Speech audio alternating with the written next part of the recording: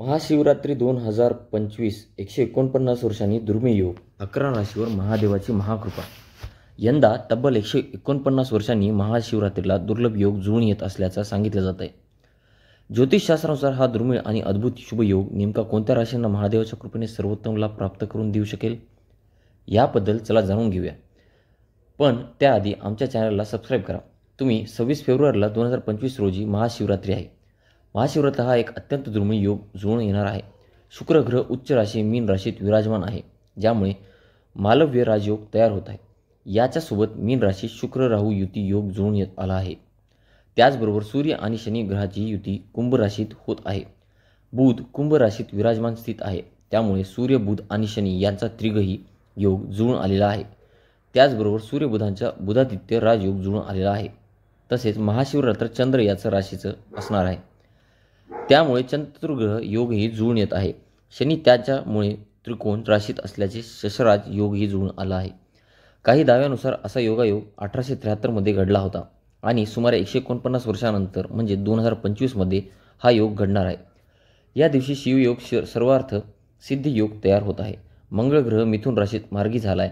गुरु आणि बुधाचे केंद्र योग जुळून येत आहे। त्याचबरोबर विपरीत नामक राजयोग जोडून येत आहे। या सर्व अद्भुत दुर्मिळ ग्रह योगाचा तब्बल 11 राशींना लाभ होऊ शकतो असं सांगितलं जातं आहे। त्यात पहिले भाग्यवान रास आहे मेष रास। मेष राशीच्या लोकांना या दुर्मिळ योगामुळे अचानक आर्थिक लाभ होऊ शकेल। परदेशी प्रवासाचे स्वप्न पूर्ण होण्यासाठी शक्यता आहे। नवीन नोकरी मिळण्याची शक्यता जास्त आहे। व्यवसायात पुढे नेण्याची संधी मिळू शकेल। त्याचबरोबर परदेशातून चांगला आर्थिक नफा मिळवण्याची शक्यता आहे। जोडीदारासोबत आनंदाचे क्षण मेष राशीच्या व्यक्तींना घालवता नोकरी करणाऱ्यांना पदोन्नती आणि पगारवाढीची चांगली बातमी सुद्धा या काळात मिळू शकेल। त्यानंतर दुसरी भाग्यवान रास आहे ती वृषभ रास। वृषभ राशीतील लोकांनाही या दुर्मिळ योगाचा लाभ होऊ शकेल। नवीन घर आणि मालमत्ता खरेदी करण्याचा विचार वृषभ राशीच्या व्यक्ती करत असेल तर हा काळ चांगला राहील। महागड्या वस्तू खरेदी करू शकाल, त्यामुळे घरात आनंदी वातावरण निर्माण होईल। नोकरीच्या शोधात असलेल्यांना चांगली बातमी मिळू शकेल। समाजात आदर वाढेल आणि लोक प्रशंसा करतील। गुंतवणुकीसाठी हा काळ अनुकूल असेल। विशेषतः दीर्घकालीन गुंतवणुकीची योजना आखत असाल तर उत्साही वाटेल। त्यानंतर तिसरी भाग्यवान रास आहे मिथुन रास। मिथुन राशीसाठी सुद्धा हा दुर्मिळ योग अत्यंत लाभदायक मानला गेला आहे। देशात आणि परदेशात मिथुन राशीचे व्यक्ती प्रवास करू शकतात। कामात नशिबाची साथ मिळेल। धार्मिक कार्यात रस वाढेल। भागीदारी व्यवसायात नफा होईल। नोकरी करणाऱ्यांसाठी प्रगतीचा काळ असेल। धार्मिक आणि शुभ कार्यासाठी संधी मिळतील। तसेच या काळात स्पर्धात्मक विद्यार्थ्यांना काही परीक्षेत यश मिळू शकते। त्यानंतर चौथी रास भाग्यवान रास आहे कर्क रास। कर्क राशीच्या लोकांना अचानक आर्थिक लाभ मिळू शकतो। उत्पन्नाच्या नवीन स्रोतामध्ये पैसे कमवण्यात तुम्ही यशस्वी होऊ शकाल। शेअर बाजार आणि लॉटरीमध्ये नफा मिळू शकतो। काम किंवा व्यवसाय रिअल इस्टेट, मालमत्ता आणि जमिनीशी संबंधित असेल तर चांगला नफा मिळू शकतो। व्यवसायात वाढ होऊ शकते। योजना उपयुक्त ठरतील। त्यानंतरच भाग्यवान रास आहे सिंह रास।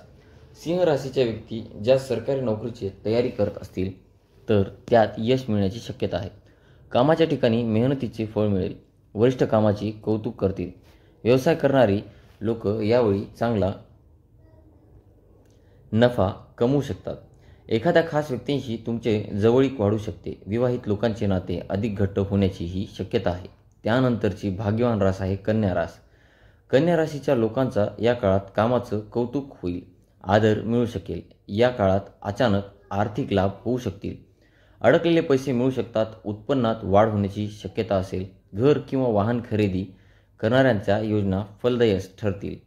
विद्यार्थ्यांना स्पर्धा परीक्षामध्ये यश मिळेल। भौतिक सुखसोयींची इच्छा वाढेल। पैसे कमवण्याची नवीन संधी मिळतील। त्यानंतरच भाग्यवान रास आहे तुळ रास। तुळ राशीच्या लोकांमध्ये मुलांशी संबंधित काही चांगली बातमी मिळू शकेल। नवीन नोकरीसाठी अर्ज करायचा असेल तर चांगल्या संधी मिळतील। राजकारणाशी संबंध या काळात परदेशी प्रवास आणि उच्च शिक्षणात यश मिळण्याची शक्यता आहे। नोकरी, पदोन्नती आणि व्यवसायात विस्तार होण्याची शक्यता आहे। याशिवाय या काळात तुळ राशीच्या व्यक्तींना इच्छा पूर्ण होतील। त्यानंतरची रास आहे वृश्चिक रास। वृश्चिक राशीच्या लोकांना बऱ्याच काळापासून थांबलेली कामे पुन्हा सुरू करण्याची शक्यता असेल। वरिष्ठ अधिकाऱ्यांकडून कामाचा कौतुक होईल अशा परिस्थितीत पदोन्नती सोबत पगारात वाढ होऊ शकते. जीवनात आनंद शांतता लाभू शकेल. व्यवसायात नफा मिळेल. यासोबतच नवीन व्यवसायात सुरू करण्यासाठी सुवर्णसंधी मिळू शकते.